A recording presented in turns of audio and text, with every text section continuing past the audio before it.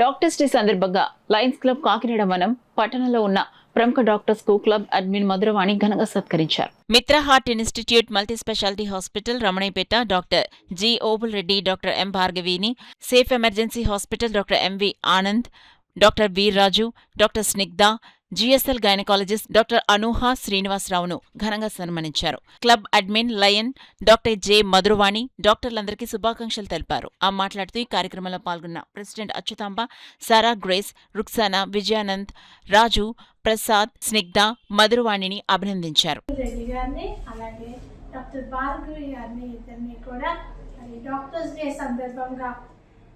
సన్మానించడం అనేది జరిగింది.